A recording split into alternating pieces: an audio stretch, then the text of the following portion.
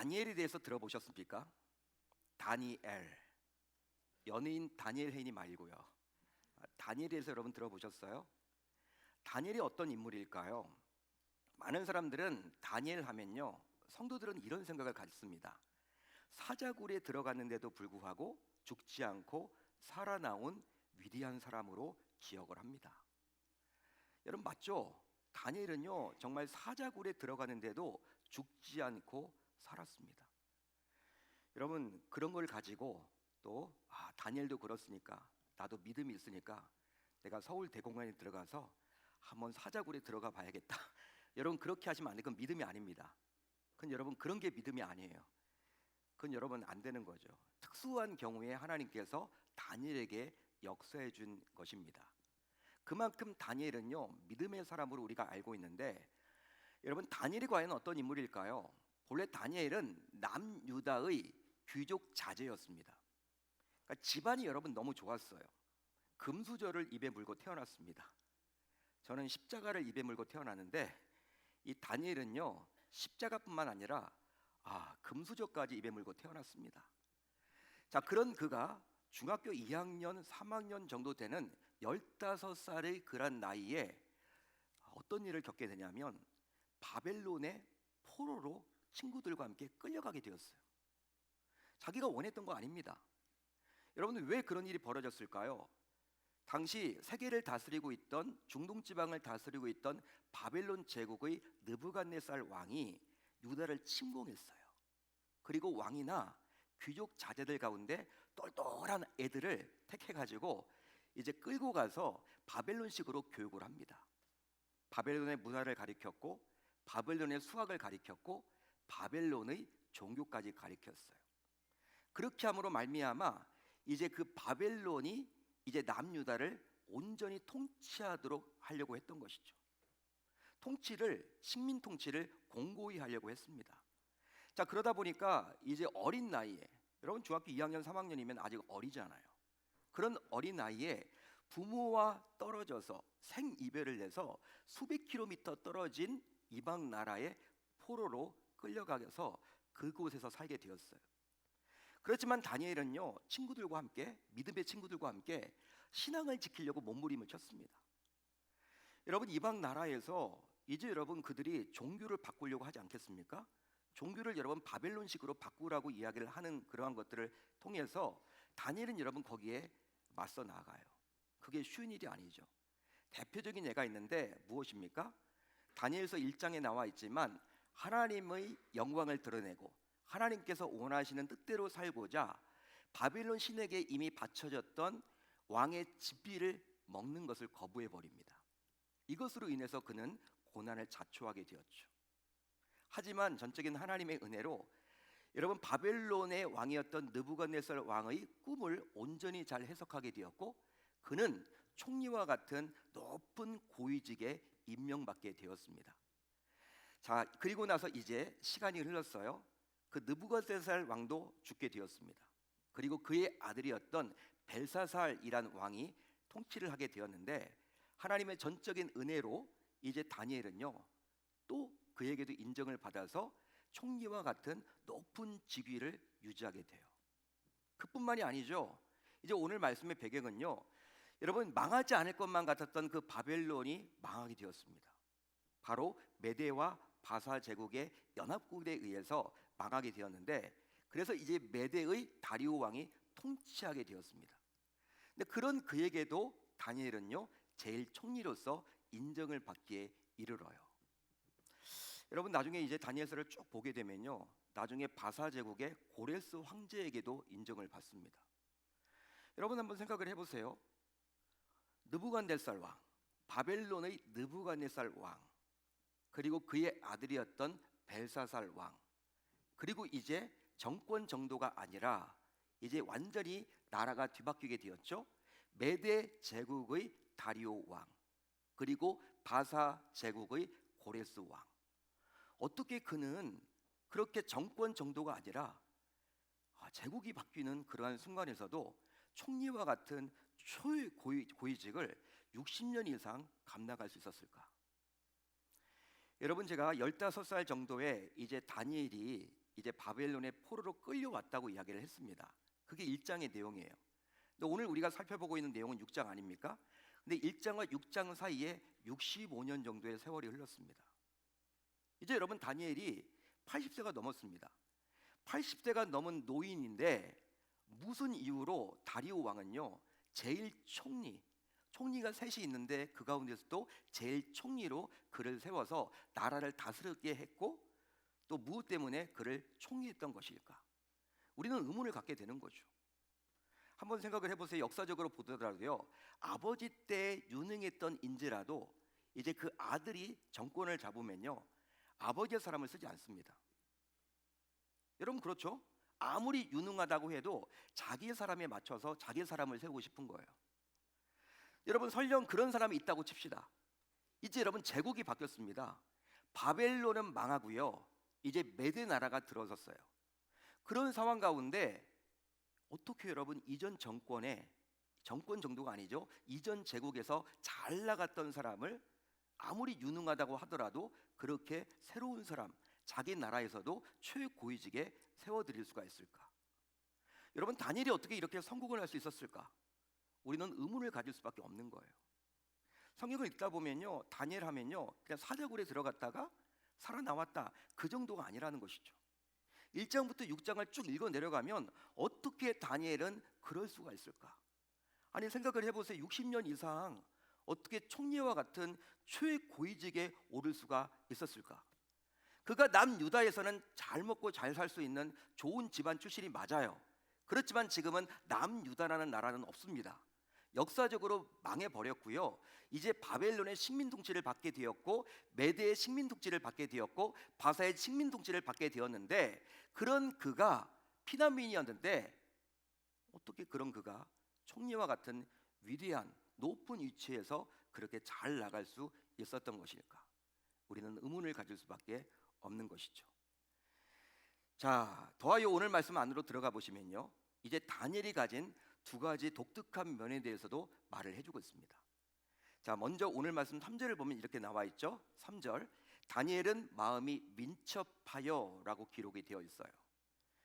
그의 민첩함은 다른 총리들과 고관들을 뛰어넘었다라는 거예요. 자, 그러면 마음의 민첩함은 과연 뭘까요? 또 하나가 있습니다. 4절을 보세요. 우리 한번 4절을 같이 읽어봅니다. 시작. 다니엘을 고발할 근거를 찾고자 하였으나 아무 근거 아무 허물도 찾지 못하였으니. 이렇게 나오죠 여러분. 솔직히 다니엘 역시 우리와 마찬가지로 성정이 같은 사람인데 어찌 실수와 허물이 없을 수 있을까요? 여러분 이게 어떻게 이해가 됩니까? 우리와 동일한 사람이거든요. 자, 그러면 다니엘은 무결점 인간이라도 된다는 말일까요? 무결점 인간. 자, 그렇다면 다니엘은 어떻게 그리 오랫동안 최고위직을 감당할 수 있었을까요? 우리가 역사적으로 보게 되면 60년 이상 어떻게 총리직을 거의 유지할 수 있었던 것일까요? 여러분 한 나라의 한 왕 밑에서는 가능해요. 그 왕이 신임하면 되니까. 그렇지만 왕이 지금 몇 번 바뀌었습니까? 오늘 말씀을 기준으로 보게 되면 3번이나 바뀌었어요. 제국이 바뀌었습니다. 여러분 아버지 때 인정을 받았다 하더라도 아들 때 인정받을 수 없거든요. 그게 여러분 대부분이거든요. 설령 인정받았다 하더라도 이제 나라가 여러분 바뀌었어요. 이제 더 이상 바벨론이 아닙니다. 근데 이전 나라에서 인정받았던 그가 어떻게 다리오 왕은 새로운 나라를 세우면서 그를 제1총리로 세울 수 있었던 것일까? 그 이유가 과연 뭔가? 성경은 이렇게 답을 합니다. 바로 기도의 창문을 닫지 않고 열었기 때문입니다. 기도의 창문을 닫지 않고 열었기 때문입니다. 자, 어디에 근거가 나와 있습니까? 오늘 말씀 10절입니다. 우리 한번 천천히 같이 읽어봅니다. 시작. 다니엘이 이 조서에 왕의 도장이 찍힌 것을 알고도 자기 집에 돌아가서는 윗방에 올라가 예루살렘으로 향한 창문을 열고 전에 하던 대로 하루 3번씩 무릎을 꿇고 기도하며 그의 하나님께 감사하였더라. 아멘. 예루살렘으로 향한 창문을 열고 전에 하던 대로 하루 3번씩 무릎을 꿇고 기도하며. 이 구절에 따르면 다니엘은 왕의 조서가 내린 줄을 잘 알면서도 예루살렘을 향해서 창문을 열고 하루에 3번씩 기도했습니다. 알면서도. 자, 그렇다면 왕의 조서가 뭘까요? 왕의 조서가 과연 뭘까요? 다리오 왕이 다니엘만 편애를 했습니다. 총애를 했어요. 이것을 주변 관료들이 시기와 질투를 하게 되죠. 그러다 보니까 어떻게 해요? 이제 다니엘이 여러분 이 흠결을 발견하려고 몸부림을 쳐요. 자, 그것을 시기 질투하던 다른 관료들은요, 이제 다니엘을 함정에 빠뜨리려고 다리오 왕에게 찾아가서 어떻게 이야기를 합니까? 왕이요, 30일 동안 딱 한 달 동안 오직 제국 내에서 왕에게만 절하고 구하도록 해주세요. 만약 이것을 어기는 자가 있다면 그 누구든지 사자굴에 들어가서 사자밥이 되도록 해주세요. 이런 요청을 합니다. 다리오 왕은요, 여러분 그들의 음모를 모르잖아요. 그들이 왜 이런 제안을 하는지 모른단 말이에요. 그러다 보니까 자기 왕권을 강화시켜준다라는 그 신하들의 요구에 그럴듯하게 여겨지고 너무 좋게 여긴 나머지 도장까지 찍어서 금령의 칙서를 내려버려요. 이제 30일 동안은요, 여러분 누군가에게 절을 하면요, 누군가에게 구하면요, 왕이 아닌 다른 대상에게 구하게 되면 사자굴에 들어가게 되는 거죠. 죽게 되는 겁니다. 여러분 이것이 바로 왕의 조서인데, 하지만 다니엘은 이런 사실을 너무나도 잘 알았음에도 불구하고 창문을 닫지 않고 평소처럼 열고 기도했습니다. 여러분 닫고 기도해도 돼요. 여러분 닫고 기도하면요, 기도 소리가 나가지 않을 거 아니에요. 기도하는 모습이 보여지지 않을 거 아니에요. 여러분 그게 더 지혜롭지 않을까요? 우리 같으면 그렇게 할 텐데 왜 다니엘은 평상시처럼 예루살렘을 향해서 창문을 열어놓고 그렇게 기도를 했을까? 우리도 의문을 갖게 되는 거죠. 따라서 이런 다니엘의 모습이 지금까지 그를 잊게끔 한 나름의 비결이라고 감히 말할 수 있는 겁니다. 그러기에 이 구절은 바로 다니엘이 어떻게 최장수 최고위직을 수행했는지를 우리에게 알려주는 비법이라고 말할 수 있는 거예요. 여기 다음 세대 지금 아이들도 많이 앉아 있는데 위층에도 그렇고 곳곳에 여러분들에게 도전을 드립니다. 정말 하나님께서 해주셔야 되거든요. 이 땅에서 여러분 성공은요, 내 실력만으로 되는 게 아니에요. 하나님의 자녀들의 성공은 내 실력도 물론 기본적으로 중요하지만 그것만으로 되는 것이 아니라 그 정도만 있으면 밥은 먹고 살아요. 그렇지만 정말 하나님께서 축복해 주시는 최고위층에 올라가서 정말 이 땅을 변화시키며 이 땅을 좌지우지하며 정말 하나님 앞에 영광을 올려드리며 멋있게 살아내려면 하나님이 도와주셔야 한다는 거예요. 그러기에 이 구절은 바로 다니엘이 어떻게 성공할 수 있는지를 잘 보여주는 비법인 것이죠. 이처럼 다니엘의 성공 비결은 바로 기도의 창문이 열려 있는 것입니다. 할렐루야, 할렐루야. 그렇습니다. 다니엘은 기도의 창문을 통해서 하나님으로부터 그 누구도 따라올 수 없는 아주 특별한 은혜를 입었어요.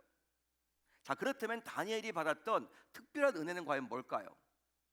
열린 기도의 창문을 통해서 하나님으로부터 특별하게 받았던 은혜는 과연 뭘까요? 먼저 마음의 민첩함입니다. 마음의 민첩함이에요. 여러분 마음의 민첩함이 뭘까요? 그냥 우리말 성경을 보게 되고 번역해 보면요, 굉장히 뛰어난 빠른 판단력, 능력을 가리킨 것처럼 보여요. 여러분 민첩하다는 게 빠르다, 재빠르다 그런 거 아닙니까? 어떤 판단을 내릴 때 빠르게 판단했구나, 여러분 그런 의미로 받아들이기가 쉽습니다. 하지만 원어를 보셔야 돼요. 히브리어 원어를 보게 되면 이게 어떤 뜻이냐면 그 정도가 아니라 아주 놀라우신 영을 소유한 것으로 나와 있습니다. 아주 놀라우신 영을 소유했다. 자, 그런데 아주 놀라우신 영은 과연 뭐예요? 하나님의 영인 성령을 말하는 거죠. 따라서 아주 놀라우신 하나님의 영이 그 안에 있었으므로로 해석이 되는 거예요. 그러기에 다니엘은 80세가 넘는 그 나이까지도 여전히 성령의 지배를 받는 자였습니다. 할렐루야, 할렐루야. 여기 80이 넘는 어르신들도 많이 계시죠. 다니엘은요, 여러분들과 지금 비슷한 나이인데 여전히 성령의 지배를 받아서 성령의 이끌림을 받는 대로 살았습니다. 내 고집이 중요한 게 아니에요. 내 경험이 중요한 게 아닙니다. 내가 해왔던 방식이 중요한 게 아니라 성령에 이끌려서 살아갔습니다. 하나님께서는 다니엘이 가진 기도의 창문을 통해서 그에게 남들보다 더 뛰어난 영성과 지혜를 부어 주셨던 것이죠. 이런 마음에 민첩한 다니엘에 대해서 이전 왕이었던 벨사살 왕의 왕비조차, 이 벨사살 왕의 왕비는요, 하나님 모르는 분이에요. 그런 그가 보더라도 다니엘을 딱 봤을 때 보통 사람이 아니야. 뭔가 있어. 내가 모르지만 뭔가 있어. 뭔가 신들에 의해서 움직이는 자야. 그렇기 때문에 다니엘을 이렇게 이야기를 해요. 어떻게 이야기합니까? 거룩한 신들의 영이 있는 사람으로 다니엘을 평가해 줍니다. 불신자가 이렇게 평가해요. 아마 여러분이 벨사살 왕의 왕비는요, 유일신 하나님을 모르다 보니까 거룩한 신들의 복수형을 섰겠죠. 바벨론 신처럼 여겼기 때문에. 그렇지만 신들에 의해서 움직이는 사람이라고 불신자들이 그렇게 보고 평가할 정도로 다니엘은요, 마음이 민첩한 자였음을 알 수가 있는 것이죠. 이처럼 하나님께서는 다니엘처럼 기도의 창문이 열린 자들에게 남들이 따라올 수 없는 탁월한 영으로 함께해 주셨습니다. 믿으시면 아멘, 동의하시면 아멘. 더하여 충성스러움과 순결함입니다. 충성스러움은요, 어떤 의미에서는 실력이에요. 그리고 순결함은 도덕성이에요. 하나님의 은혜로 이걸 받게 된 겁니다. 다니엘을 고발할 근거와 그에게서 허물을 찾지 못할 정도로 그는 흠결이 없는 자였습니다. 흠결 자체가 없어요. 여러분, 털면 먼지가 다 나죠? 털어서 먼지 하는 사람이 있을까요, 없을까요? 우리는 보통 여러분, 야, 털면서 먼지 하는 사람이 어디 있어? 다 있지. 털어봐. 다 나와. 다니엘은 안 나와요. 다니엘은 안 나온다니까. 당시 고위 관료들은 이방인인 다니엘이 왕의 총애를 받자 시기하고 질투한 나머지 다니엘의 허점을 알아보려고 부단히 애를 씁니다. 다니엘의 인생을요, 탈탈 털었어요. 지난 60년 동안 초고위층에 있으면서 행했던 모든 그 국사 전반을 다 살펴봅니다. 제대로 했는지, 공평하게 했는지, 실력 있게 했는지. 한마디로 그가 오랫동안 나란 일을 하면서도 공정하고 탁월하고 실력 있게 그 일을 감당했는지를 감찰했어요. 하지만 그가 오랫동안 살폈던 정사에서 그 어떤 흠결도 발견되지 아니했다라는 거예요. 바로 그는 자신에게 맡겨진 임무를 충성스럽게 수행해왔기 때문입니다. 한마디로 자신이 수행해야 할 그 어떤 일도 하나님께서 자신에게 맡기신 과제로 알고 죽기 하듯이 최선을 다해서 성실하게 감당해 왔습니다. 실제로 정권이 바뀌고 심지어 나라가 바뀌는 상황에서도 그는 여전히 충성스럽게 자신에게 맡겨진 일을 감당했던 거예요. 할렐루야, 할렐루야. 그뿐만이 아닙니다, 여러분. 그렇게 실력 있는 자였는데 그뿐만이 아니라 다니엘 역시 우리와 마찬가지로 성정이 같은 사람이겠죠. 다니엘은 신이 아닙니다. 예수님이 아닙니다. 저와 여러분처럼 죄를 짓는 자예요. 죄성을 가지고 있는 자입니다. 따라서 오랫동안 왕에게 인정받는 최고위직에 있었기 때문에 자신에게 주어진 권한을 남용할 수도 있었고, 더 나아가 돈이나 이성 문제, 인사 문제에서 흠결이 충분히 있을 수도 있었겠죠. 왜? 60년 이상 거의 총리직을 감당했는데 권한을 여러분 남용할 수도 있고, 팔은 안으로 굽어지니까 인사 문제에 전횡을 휘두를 수도 있는 것이고, 돈 문제나 이성 문제에서 자유로울 수도 없는 거예요. 어떤 의미에서는. 한마디로 오랫동안 고위직에 있었기에 자신도 모르게 소매에 떡고물이 묻을 수도 있는 겁니다. 하지만 그에게서 허물을 발견하려고 철저하게 조사를 감행했지만 그 무엇조차 찾지를 못했던 거예요. 찾지를 못했습니다. 깨끗했습니다. 그것은 바로 그가 그만큼 도덕적으로 순결했기 때문이죠. 한마디로 그가 인테그리티했던 자였어요. 물론 그 역시 죄성을 가지고 있기에 100% 완벽한 자라고 감히 말할 수는 없어요. 그러나 적어도 하나님의 영광을 가릴 만한 결정적인 흠은 그가 갖지 못했던 것이죠. 그에게서 찾을 수 없었던 것이죠. 혹시 여러분들은 D.L. 무디에 대해서 들어보셨습니까? 구두닦이 출신이었다가 미국의 대부흥의 주역이었고 미국을 여러분 부흥시켰던 부흥사로 유명했던 빌리 그레함보다도 더 유명한 D.L. 무디 선생에 대해서 들어보셨습니까? 그가 가는 곳마다 여러분 정말 많은 사람들이 은혜 받으려고 모여들었어요. 그러자 여러분 이제 그의 명성이 뛰어나게 되었고 높아지게 되었고 그를 알아보는 사람들도 많아졌습니다.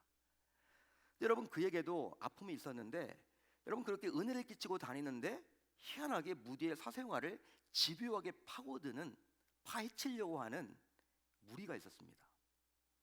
한마디로 D.L. 무디를 이렇게 여러분 복음 사역을 하는데 좀 방해하고 그의 뒤를 캐고 그를 여러분 이렇게 막 좀 장난질 치려고 했던 그런 세력들이 있었다라는 거예요. 그 가운데 여러분 한 청년이 있었습니다. 한 청년이. 이 청년은 무슨 사명감인지는 몰라도 무디의 뒷조사를 철저히 했다고 그래요. 철저히 했대요. 가는 곳마다. 그가 여러분 다 말하는 걸 다 적어놓고 말과 행동이 같은지 덕은지 여러분 그걸 항상 시험해 보는 거예요. 그러면서 여러분 그렇게 청년은 이야기한다는 거예요. D.L. 무디는 말만 번지르르하게 잘해. 그는 도덕적으로 윤리적으로는 타락했을 거야. 그는 그렇게 살지 못했을 거야. 이렇게 여러분 비판하기 일쑤입니다. 여러분 무디가 얼마나 힘들었겠어요. 무디가 여러분 얼마나 힘들었겠습니까? 하지만 그가 오랫동안 무디의 삶을 파헤치고 파헤쳤지만 그 어떤 결정적인 허물도 발견하지 못했다라는 거예요. 그 결과 이 청년은 도리어 무디의 그러한 청결하고 깨끗한 삶의 감동을 받아서 회심하고 크리스천이 되었답니다. 여러분 다니엘은 기도의 창문을 열어서 지속적인 은혜를 받았고 그 받은 은혜를 힘입어서 살았던 거예요. 그러다 보니 일평생 충성스럽게 살아갈 수가 있었고 또 순결하게 살아갈 수가 있었습니다. 그래서 주변 사람들로부터 어떠한 책도 잡히지 않았던 것이죠. 믿으시면 아멘, 동의하시면 아멘. 결과적으로 당시 다니엘을 시기했던 고위직들은 다니엘에게서 그 어떤 고발할 근거와 허물을 찾지 못하게 되자 결국 어떻게 해요? 이제 그의 신앙을 가지고 이제 노립니다. 덫을 놓죠. 공격하기 시작하죠. 하지만 다니엘은 어때요? 왕의 조서가 이미 내려졌음에도 불구하고 평상시처럼 동일하게 창문을 열고 기도했습니다. 그 결과 이것으로 인해서 결국 그는 사자굴에 던져지게 되었어요. 하지만 결과는 다니엘의 궁극적인 승리로 막을 내리게 되었는데요. 자, 오늘 말씀 23절을 같이 읽습니다. 23절 시작. 그들이 다니엘을 굴에서 올린즉 그의 몸이 조금도 상하지 아니하였으니. 아멘. 아멘. 이처럼 기도의 창문이 열린 자의 끝은 언제나 승리가 주어집니다. 그래서 그 누구도 이길 수 없는 궁극적인 승리를 거두게 되는 것이죠. 할렐루야. 할렐루야. 여러분 다니엘이 가진 기도의 창문은 어느 날 갑자기 열린 게 아니에요. 그가 15의 나이에 바빌론의 포로로 끌려왔던 그 순간부터 기도의 창문을 열고 그리 기도했음을 알 수가 있는 거죠. 여러분 지금의 우리들의 말로 보게 되면요 60년 동안 새벽 기도를 한 번도 빠지지 않은 거예요. 대단한 거 아닙니까 여러분? 목회자도 못하는 일입니다 여러분. 다니엘은 그렇게 했던 거예요. 80의 나이에도. 따라서 그 기간이 무려 60년 이상 되었다고 감히 말할 수 있는 거죠. 1장부터 6장 사이가 60년이 흐른 거니까. 그 결과 기나긴 세월 동안 그는 패한 적이 없었고 언제나 승리를 거두게 되었습니다. 믿으시면 아멘, 동의하시면 아멘. 사랑하는 성도 여러분, 현재 성도인 우리는 비교적 자유롭게 신앙생활을 하고 있습니다. 물론 어려운 환경에서 신앙생활을 힘겹게 하는 분들도 계셔요. 여기에 앉아 계시는 분들 가운데 남편이 반대를 하거나 집안 사정상 정말 숨죽여가면서 신앙생활을 하는 분들도 있지만 그래도 다니엘보다는 훨씬 편하게 신앙생활을 하는 겁니다 여러분. 하지만 여전히 직장에서, 생업에서, 가정에서, 학교에서, 삶의 현장에서 성도인 우리를 공격하고 무너뜨리려는 세력들이 있죠. 더 나아가 나를 잘 이해할 것만 같았던 가까운 자들이 그런 역할을 감당해 나가기도 해요. 그런데 이런 상황이 놓이게 되면 예수를 믿는 성도라면서도 우리는 세상 불신자들과 마찬가지로 별반 다르지 않게 이 세력들과 직접 다투려고 하죠. 싸우려고 하죠. 그러나 그런 세력들의 위협 속에서 성도로서 우리가 먼저 점검해야 할 것이 있습니다. 점검해야 할 것이 있어요. 그것은 바로 무엇이냐? 현재 나의 기도의 창문은 과연 열려 있는가? 그게 아니면 닫혀 있는가? 그것을 점검하셔야 합니다. 그렇다면 이 말씀을 듣고 있는 여러분들의 기도 창문은 과연 열려 있습니까? 열려 있나요? 실제로 삶이 평안할 때에는 기도의 창문이 열려 있거나 열려 있지 않거나 별반 차이가 없어요. 평안할 때는요, 기도를 할 때와 안 하든지 상관이 별로 없어요. 하지만 영적으로 공격을 당해서 문제가 생기게 되면 창문이 열려 있을 때와 열려 있지 않을 때는 큰 차이가 납니다. 따라서 문제 앞에서 기도하는 사람과 기도하지 않은 사람은 분명히 다른 거죠. 또 기도한 결과와 기도하지 않은 결과 역시 다릅니다. 할렐루야, 할렐루야. 그러기 이제부터라도 성도인 우리 모두 기도의 창문을 모두 열어 봅시다.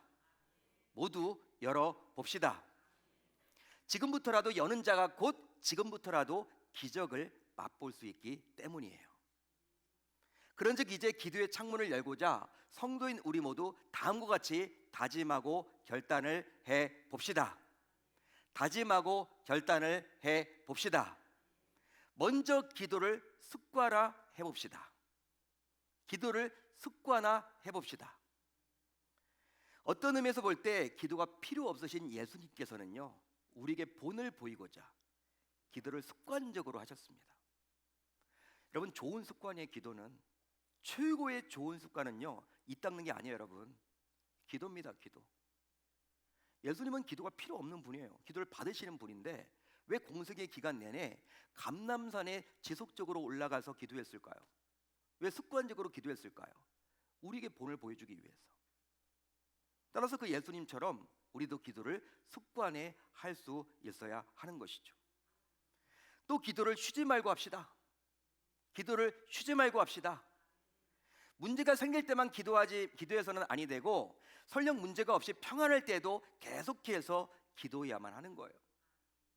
어떤 성도님들은요, 저에게 이런 이야기를 하더라고요. 아니, 목사님, 저는 너무나 평안해요. 저는 지금 행복해요. 기도 제목이 없어요. 전 여러분, 그런 이야기 들을 때면 더 불안해. 차라리 그런 얘기를 하지 말든가 하는 순간 또 하나님이 어떻게 할지 모르는데, 예? 여러분, 문제가 생길 때 기도하는 건 당연한 거고, 문제가 여러분 없습니까? 행복하십니까? 감사하십시오. 감사 기도라도 하십시오. 하나님에게. 평안할 때 여러분, 우리는 어떻게 기도를 해야 될까요? 오히려 주님과 더욱더 친밀해지는 계기로 삼아야 하는 것입니다. 실제로 기도의 대가인 사도 바울 역시 쉬지 말고 기도하라고 촉구하고 있어요. 쉬지 말고 기도하라. 이렇게 습관적으로 기도하고 또 쉬지 말고 기도할 때 결국 기도의 창문을 닫지 않고 열 수 있습니다. 그 결과 열린 기도의 창문을 통해서 성도인 우리 모두 쏟아지는 하늘의 보화를 받아 누리게 되는 것이죠. 할렐루야, 할렐루야. 여러분, 이제 육아로, 집안일로, 생업으로, 학업으로 다들 분주하세요. 여러분들 모두 다 바쁘세요. 하나님이 우리의 바쁜 것들을 모르실까요? 하나님이 여러분들 떨어져 있는 분이 아니잖아요. 우리의 마음속에 계시는 분이잖아요. 성령님이 지금 내주하고 계시잖아요. 우리가 분주하고 바쁜 것을 여러분 아실까요? 모를까요? 아시죠. 아시면서도 여러분, 하나님께서는 오늘 말씀을 왜 우리에게 이야기해 주시면서 촉구하고 있는 것일까요? 알면서도 우리가 분주하다는 것 알아요. 알면서도 나만의 기도의 자리를 꼭 확보하라는 것입니다. 그렇게 함으로 말미암아 나만의 기도의 창문을 모두 열어야 한다라고 우리 주님은 우리들에게 말씀해주고 있는 것입니다. 따라서 새벽 기도에 나와도 좋고요, 금요 성령 집회에 나와도 좋고, 그것도 어려우면 출근하는 차 안에서, 그것도 안 되면 저녁에 퇴근하면서 교회에 와서 기도함으로 나만의 기도 자리를 꼭 확보할 수 있어야 할 줄 우리 주님의 이름으로 축원합니다. 축원합니다. 다니엘은 여러분 멋진 인물입니다. 진짜 그런 것 같아요. 다니엘은 여러분 긍정적인 이야기밖에 안 나와요. 그가 여러분 어떤 죄를 지었다. 다윗도 여러분 죄를 지었다고 나와 있잖아요, 성경에. 다니엘은 여러분 그런 모습이 전혀 안 나옵니다. 하나님을 원망하는 모습도 안 나와요. 멋진 샘플을 우리에게 보여주고 있는 것이죠. 여러분 정말 멋지지 않습니까?